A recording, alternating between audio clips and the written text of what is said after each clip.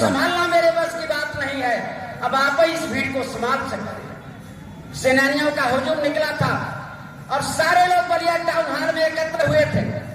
वहां सभा हुई और चित्तू पांडे को बलिया की जिलाधिकारी की कुर्सी पर बैठाया गया। ब्रिटेन की संसद में भी आवाज गूंजी कि बलिया हमारे हाथ से निकल चुका है। बलिया की इस आजादी की लड़ाई में रतनपुरा के सेनानियों का भी बहुत बड़ा योगदान था।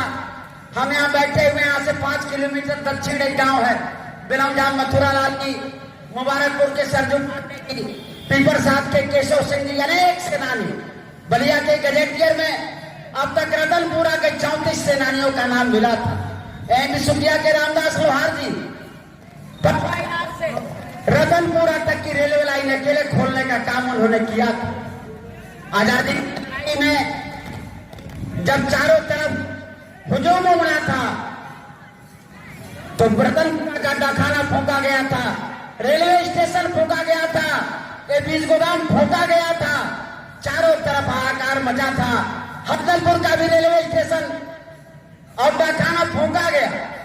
और बलिया हरदलपुर के थाने को जब हमारे सेनानियों ने घेर लिया था, चारों तरफ से घेर लिया था, तो हरदलपुर के थानाध्यक्ष ने अपने जिला प्रशासन को कहा था 20 अगस्त को कि अब मैं अपनी सुरक्षा करने में असमर्थ हूं और हरदलपुर के थानाध्यक्ष और सारे सिपाही पिछले दरवाजे से भागने का काम किए थे।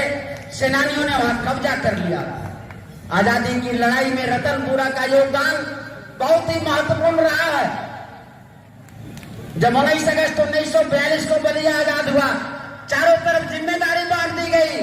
अंग्रेजी फौज कहीं से प्रवेश न करने पाए तो पासा के पास जो जिले का बॉर्डर है, हमारे रतनपुरा के सेनानियों ने पेट काट के गिरा दिया था और दिन रात वो आप पहरा देते थे कि अंग्रेजों की फौज इधर आ न पाए। बलिया का गांव-गांव, बलिया के घर-घर का नौजवान आजादी की लड़ाई में उठा था। रतनपुरा का भी नौजवान उठा था। हमारा जो देवदा गांव है, वहां की भौगोलिक स्थिति ऐसी थी कि बलिया के स्वतंत्रता संग्राम सेनानियों की बैठक देवदा गांव में हुआ करती। इन बातों के मद्देनजर बलिया कल्याण दिवस का कार्यक्रम होता है। इस कार्यक्रम में जितने भी लोगों ने प्रतिभाग किया है, मैं सबका हार्दिक नमन वंदन अभिनंदन करता हूं।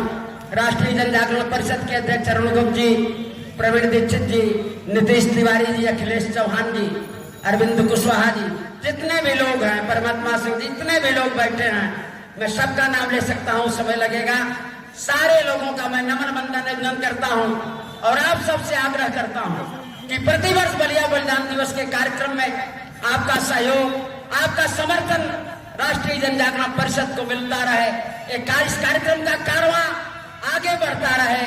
इन्हीं शब्दों के साथ एक बार पुनः आप सबका हार्दिक नमन वंदन अर्पण करते हुए इन बातों के साथ वाणी को विराम दूंगा कि भारत मां के श्री चरणों में निज प्राण पुष्प अर्पित करके जो कर गए दास्ता मुक्त हमें, उनका सत सत अभिनंदन है, उनका सत सत अभिनंदन है।